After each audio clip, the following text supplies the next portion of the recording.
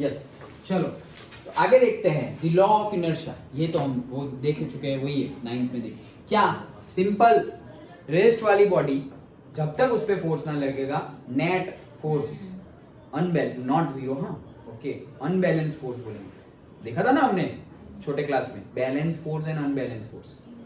Balance force मतलब क्या, जैसे अभी मैंने बताया ये मार्कर है, इस साइड से 5 न्यूटन इस साइड से 5 न्यूटन, तो ये तो बैलेंस फोर्स है तो मोशन में आएगी नहीं।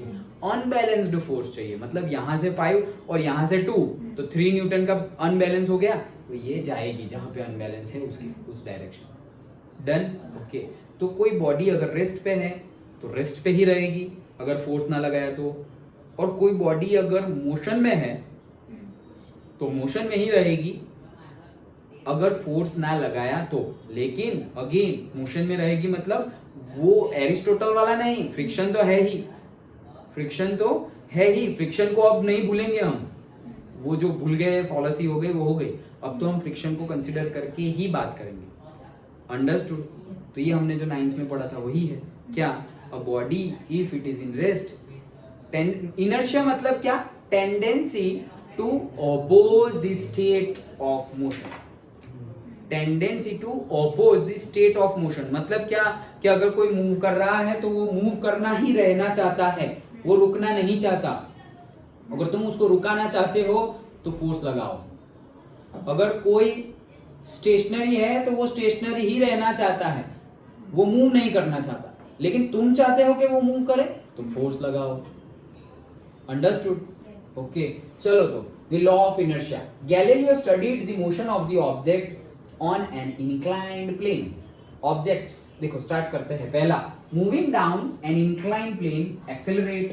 देखो यहां से हमने डाला बॉल को तो ऐसा स्लोप है तो वो क्या करेगा, एक्सेलरेट करेगा जब नीचे जाएगा तो, क्योंकि ग्रेविटी लग रही है ना, भले ही तुमने ऊपर से छोड़ दिया लेकिन नीचे तो ग्रेविटी लग रही है तो वो क्या करेगा, एक्सेलरेट करेगा, उसकी वेलोसिटी बढ़ती जाएगी। हाँ बोलो सर, ऐसा कुछ बहुत बड़ा स्ट्रक्चर क्रिएट कर दिया, कैसा कुछ, जैसा इंक्लाइन, हाँ हाँ हाँ हाँ, तो उससे ट्रांसपोर्टेशन इजी हो सकता है।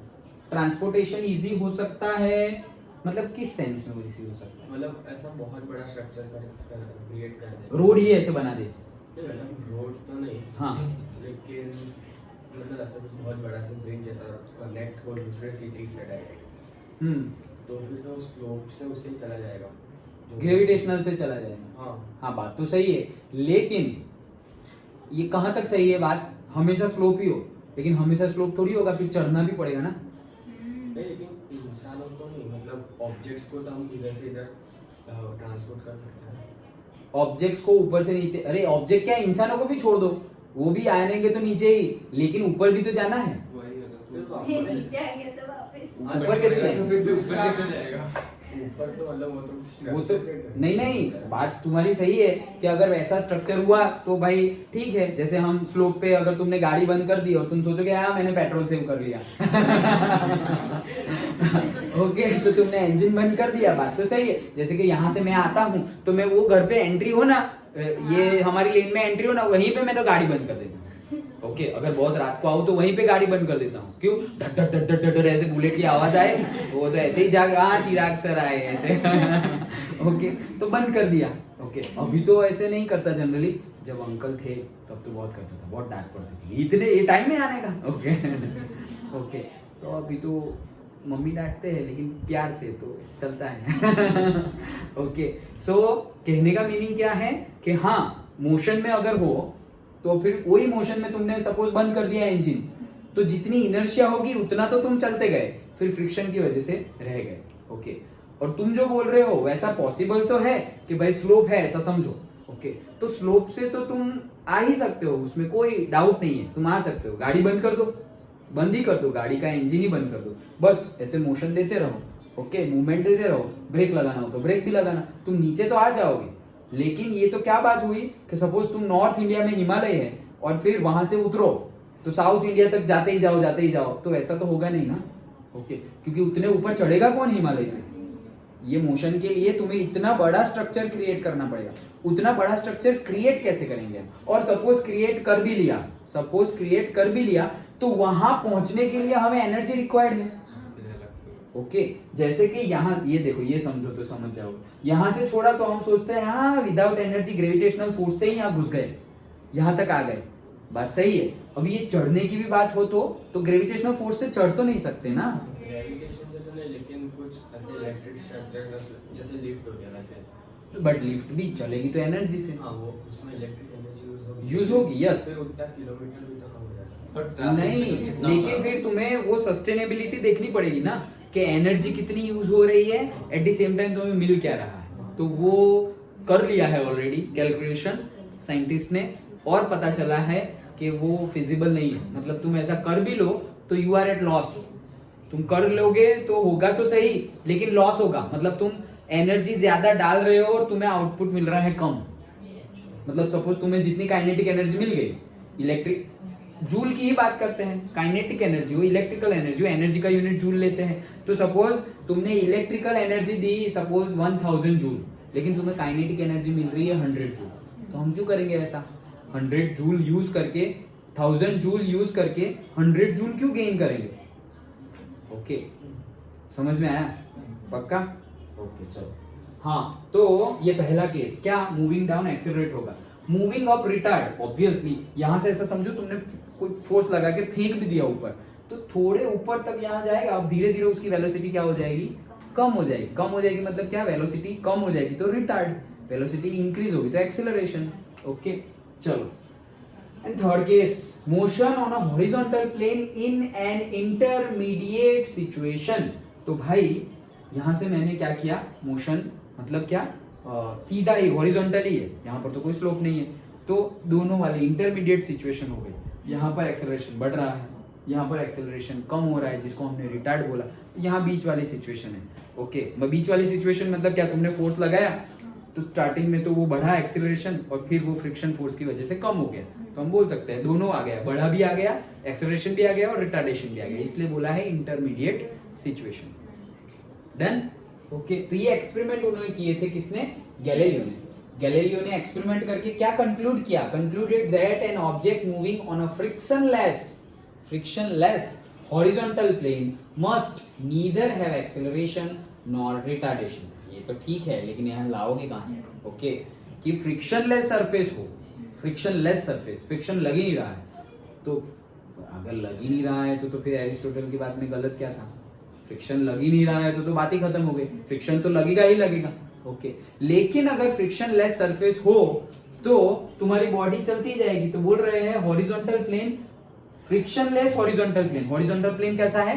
Frictionless, must neither have acceleration, मतलब उसमें एक्सेलरेशन भी नहीं होगा नॉर द रिटार्डेशन, मतलब स्पीड बढ़ेगी भी नहीं और स्पीड कम भी नहीं होगी। ओके, क्यों? फ्रिक्शन है ही नहीं, तुम एक्सटर्नल फोर्स नहीं लगा रहे हो तो स्पीड बढ़े, एक्सेलरेशन आएगा नहीं, और ऑपोजिशन फोर्स भी नहीं है तो रिटार्डेशन भी नहीं होगा। वो तो जो मोशन चल रही है वही मोशन चलती जाएगी, बट ये पॉसिबल थोड़ी है फ्रिक्शनलेस सरफेस। समझ में आया? Okay, it should move with a constant velocity, तो that we have discussed. Another experiment, ये एक एक्सपेरिमेंट, सिंपल एक्सपेरिमेंट था। ओके चलो नेक्स्ट, वैसा ही है, कुछ ज्यादा कुछ इसमें है नहीं। Another experiment by Galileo leading to the same conclusion, conclusion तो यही आएगा, involves a double inclined plane। double inclined plane मतलब दो inclined plane, यहाँ से ये inclined plane और यहाँ से ये inclined plane, double inclined plane। Okay, मतलब just like ये दोनों को ज्वाइन कर दिया, मतलब यहाँ से फेंकोगे तो ये चढ़ ही जाएगा डायरेक्टली, ऐसे करके रोलर कोस्टर होता है ना, यहाँ से आया और फिर ऐसे ऊपर चढ़ गया लाइक दैट। तो वैसे 2 inclined planes बनाए। A ball released from the rest on the one of the planes rolls down and climb up the other. If the planes are smooth, planes जो जहाँ move कर रहे हैं वो smooth है, the final height of the ball is nearly the same as the initial height. Yes, obviously friction की वजह से a little less but never greater. समझ में आ रहा है क्या बोल रहा है? ऐसी सिचुएशन है।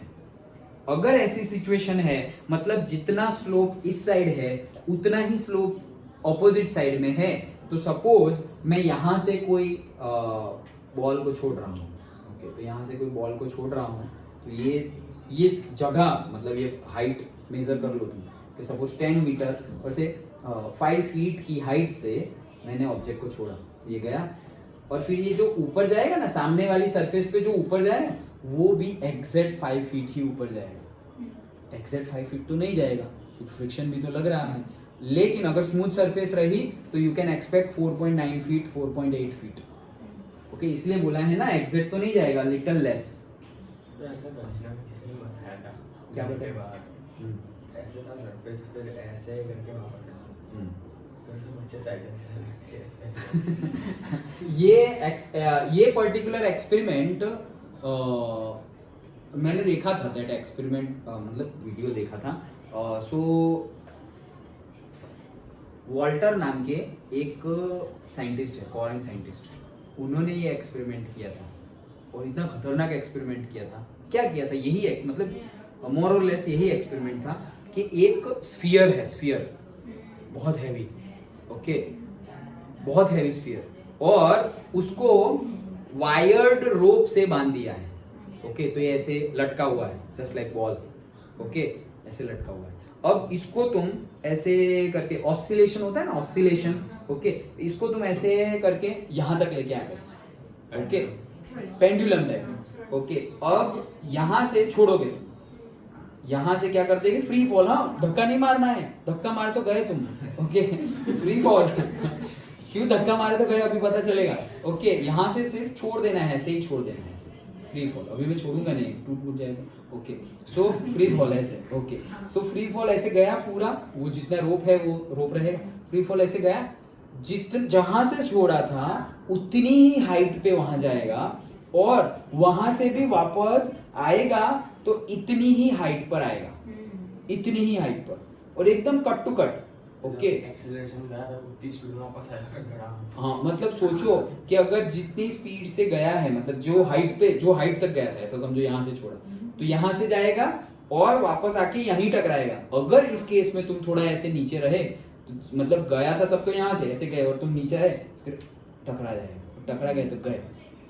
ये उन्होंने बहुत बड़े क्लासरूम, मतलब जैसे हमारे बिट्स में क्लासरूम थे वैसे बहुत बड़े क्लासरूम में, मतलब जिसमें 200-300 पीपल इजीली बैठ सके, उतने बड़े क्लासरूम में उन्होंने लाइव करके दिखाया है। ओके, मिल जाएगा, बहुत फेमस एक्सपेरिमेंट है, I will send you in the group. Okay, वैसे बहुत सारे एक्सपेरिमेंट है। ओके, ये एक एक्सपेरिमेंट है, फिर एक वो वाला जो 9th में ही हम पढ़े थे ग्रेविटी के रिलेटेड, कि भाई ये जो ग्रेविटी लग रही है वो मास के ऊपर डिपेंडेंट नहीं है। ग्रेविटी जो लग रही है वो मास के ऊपर डिपेंडेंट नहीं है। मतलब कि एक सपोज स्फीयर, वो भी आयरन स्फीयर, ओके, वो फेंका और एक फेदर फेंका, फेदर, ओके, बर्ड का फेदर, तो हमें क्या लगेगा कि भाई ये स्फीयर जल्दी नीचे आ जाएगा ऑब्वियसली, और ये लास्ट में ऐसे हिलता डुलता नीचे आएगा। एक्सपेरिमेंट किया, यू वोंट बिलीव, दोनों एक साथ नीचे आए, मास पे डिपेंडेंट नहीं है। तो दोनों एक साथ कैसे आ सकते हैं? किसको फेंका था? फेदर और स्फीयर, आयरन स्फीयर को फेंका। अरे छोड़ो आयरन स्फीयर, ईंट ले लो, कोई ब्रिक ले लो, तो भी ब्रिक ही आएगी नीचे। फेदर थोड़ी आएगा। ओके, बट फिर जैसे मैंने, ये तो आधी अधूरी बात हुई। ओके, उसमें क्या वैक्यूम में किया था। यस, ओके, तो ये एक्सपेरिमेंट उन्होंने वैक्यूम में किया था। तो कोई नीचे तो क्या है, ग्रेविटी दोनों पे 9.8 लगेगी, लेकिन ये जो है उसको फ्रिक्शन फोर्स कम लग रहा है और इसको फ्रिक्शन फोर्स ज्यादा लग रहा है। तो फ्रिक्शन फोर्स ज्यादा लगेगा, ऑपोज ज्यादा हो रहा है, तो वो थोड़ा टाइम लेके आएगा नीचे। इसको फ्रिक्शन फोर्स कम लगेगा तो ये नीचे धड़म करके आ जाएगा। ओके, लेकिन अगर तुमने किसी तरह से 100% वैक्यूम तो क्रिएट नहीं कर सकते, लेकिन ऑलमोस्ट नियर बाय वैक्यूम भी क्रिएट किया, नियर बाय वैक्यूम, तो भी ये एक्सपेरिमेंट देख सकते हो। ये भी अगर मुझे मिला, I will share with you. Okay, चलो, ये सब समझना हो तो बहुत डिटेल वाली बात है, बट सिलेबस और सिर्फ हमें पढ़ना हो तो फिर ये सब पूछते नहीं है कोई, लेकिन समझने की बातें हैं ये सब। ओके, अच्छा चलो। So in the ideal situation when friction is absent, the final height of the ball is the same. Okay, ठीक है। If the slope of the second plane is decreased, क्या किया हमने, ये जो स्लोप है ना, स्लोप चढ़ाई, ओके, उसको डिक्रीज कर दिया, मतलब इसको थोड़ा ऐसे मोड़ दिया, थोड़ा स्लोप क्या कर दिया, डिक्रीज कर दिया। ओके, तो क्या होगा, अब वो हाइट पे जाएगा या नहीं जाएगा? देखो, So if the slope of the second plane is decreased and the experiment is repeated, the ball will still reach the same height. Same height पर रीच करेगी, थोड़ा बहुत स्लोप तुमने कम कर दिया तो, but in doing so it will travel a longer distance. ऐसा करने में वो ये हाइट पे तो आ जाएगा, लेकिन इट विल ट्रैवल, इतना डिस्टेंस ज्यादा ट्रैवल करना. इसको तुमने ये मुड़ा हुआ था, उसको तुमने सीधा कर दिया तो लॉन्गर डिस्टेंस ट्रैवल करेगा. हाइट तो उतनी रीच कर ली, लेकिन थोड़ा डिस्टेंस ज्यादा ट्रैवल किया, वो ही बता रहे हैं. In the limiting case when the slope of the second plane is 0, ऐसा कर दिया, नीचे दूसरे सेकंड प्लेन का स्लोप है ही हॉरिजॉन्टल कर दिया. Okay, the ball travels at infinite distance. Ball क्या ट्रैवल करेगा एट इनफाइनाइट डिस्टेंस, बट कब फ्रिक्शनलेस होगा तो, नहीं तो रुक जाएगा ऑब्वियसली. हाँ, in other words its motion never ceases मतलब रुकना, सीज मतलब क्या, रुक जाना. ओके, सो उसकी मोशन कभी रुकेगी नहीं, लेकिन कब, जब फ्रिक्शनलेस होगा तब. This is of course an ideal situation. तो ये तो आइडियल सिचुएशन की बात है. ओके, सो आगे बढ़ते हैं. In practice the ball does come to a stop after moving. ये तो आइडियल सिचुएशन थी, लेकिन इन प्रैक्टिस क्या होगा भाई, रुक जाएगा, फ्रिक्शन फोर्स लगेगा. Moving a finite distance on a horizontal plane because of the opposing force of friction which can never be totally eliminated. Never be totally eliminated, फिर से पढ़ रहा हूं, which can never be totally eliminated. इसीलिए मैंने बोला कि it is not possible to create a frictionless surface. तुम फ्रिक्शन कम कर सकते हो, फ्रिक्शनलेस सरफेस नहीं क्रिएट कर सकते. However, if there were no friction, the ball would continue to move with a constant velocity on the horizontal plane. Galileo thus arrived at a new insight on motion that had eluded Aristotle and those who followed him. मतलब गलत prove किया. The state of rest and the state of uniform linear motion are equivalent. क्या बोल रहे हैं? State of rest and state of uniform motion दोनों same ही है. ये क्या बात हुई है? एक रेस्ट पे एक मोशन में बोल रहे हो सेम है, किस सेंस में बोल रहे हैं वो से देखो, समझो. अभी जो मैंने तुम्हें समझाया था वही, क्या state of rest and state of uniform motion दोनों सेम ही है. क्यों सेम बोल रहे हैं? अभी जो समझाया, क्या रेस्ट पे है मतलब क्या, सपोज जितना फोर्स इस डायरेक्शन से लग रहा है उतना ही फोर्स इस डायरेक्शन से लग रहा है, तो एफ नेट क्या हो गया, 0. इस केस में भी एफ नेट क्या है, 0. क्यों? क्योंकि जितना फोर्स मूविंग करने के लिए लग रहा है एग्जैक्ट उतना ही फ्रिक्शन फोर्स लग रहा है. सेम लग रहा है दोनों, फ्रिक्शन फोर्स एंड हम जो एक्सटर्नल अप्लाइड कर रहे हैं दोनों फोर्स क्या है, सेम. तो एफ नेट क्या हो गया, 0. तो दोनों केस हम बोल सकते हैं कि सेम जैसे ही है. एक रेस्ट पे है एक मोशन में, लेकिन हम बोल सकते हैं दोनों केस क्या है, सेम जैसे. दोनों केस सेम जैसे. एफ नेट 0 है. यस, न्यूटन ने भी फर्स्ट लॉ में यही तो बोला है. यस, यही बोला है. तो आगे हम देखेंगे, वही बोला है. इसीलिए तो बोलते हैं कि Newton's first law and law of inertia are almost same. Law of inertia किसने? Law of inertia Galileo. Okay, Galileo के बाद चलो. सो हाँ, आगे in both the cases there is accomplished almost single-handedly by Isaac Newton, one of the greatest scientists of all time. तो भाई सभी case उन्होंने अकेले, अब सबका नाम, सबके लिए नाम किसका लेंगे हम, न्यूटन का, लेकिन सबने काम किया है. ओके, चलो. Newton built on Galileo's ideas and laid the foundation of mechanics in terms of 3 laws of motion that go by his name. उसके ही नाम पे जाएंगे सब कुछ. Galileo's law of inertia was his starting point which he formulated as the first law of motion. देखो, Galileo का law है लेकिन वही उसका स्टार्टिंग पॉइंट है. ओके, मतलब उसी से उन्होंने फर्स्ट लॉ दिया, और कुछ चेंज सेम ही लगेगा तुम्हें.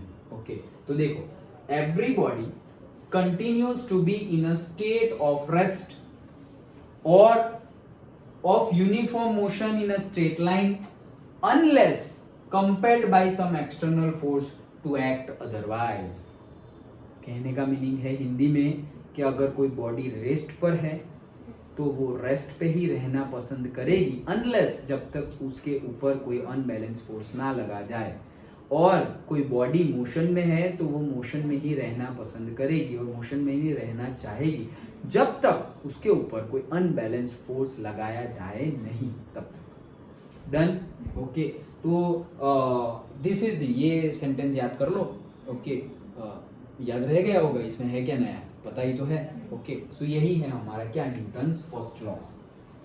अंडरस्टूड? ओके, तो ये था हमारा पूरा गैलीलियो ने लॉ ऑफ इनर्शिया जो गैलीलियो ने दिया, और गैलीलियो ने जो लॉ ऑफ इनर्शिया दिया, गैलीलियो ने लॉ ऑफ इनर्शिया क्या दिया, उन्होंने अपने एक्सपेरिमेंट में समझा कि the state of rest and the state of uniform motion are same. Okay, यहाँ पे हमने समझा ना, state of rest and state of uniform motion are same. अरे किस सेंस में सेम? कि एफ नेट जीरो है वो सेम। क्या सेम? एफ नेट जीरो है वो सेम है। ओके, और स्टेटमेंट न्यूटन्स फर्स्ट लॉ। अभी न्यूटन्स फर्स्ट लॉ मतलब ये तो सिर्फ स्टेटमेंट है, फर्स्ट लॉ भी हम वापस देखेंगे, लेकिन ये क्या है? स्टेटमेंट। अंडरस्टूड? ओके, सो ये हमारा फर्स्ट लॉ का statement. No net force acting on the body, it is incorrect to assume that a net force is needed to keep a body in uniform motion. To maintain a body in uniform motion, we need to apply an external force to encounter the frictional force, so that ये सब पता है. To summarize, if the net external force is zero, a body at rest continues to remain at rest, and a body in motion continues to move with a uniform velocity. This property of the body is called inertia. Okay, कि भाई कोई body rest पे होगी तो वो rest पे ही रहेगी, कोई बॉडी मोशन में होगी तो वो मोशन में ही रहेगी, और यही प्रॉपर्टी को बोलते हैं क्या? Inertia. Inertia means resistance to change. ये बोल्ड में किया हुआ है, बस इतना याद रखोगे तो भी चलेगा। What is inertia? Inertia means resistance to change, कि चेंज नहीं करना है, वैसे ही रहना है। ओके, कैसे रहना है भाई? रेस्ट है तो रेस्ट पे ही रहना है, मोशन है तो मोशन में ही रहना है। Okay, a body does not change its state of rest or uniform motion unless an external force compels it to change that state. तो यही तुम बोल सकते हो क्या?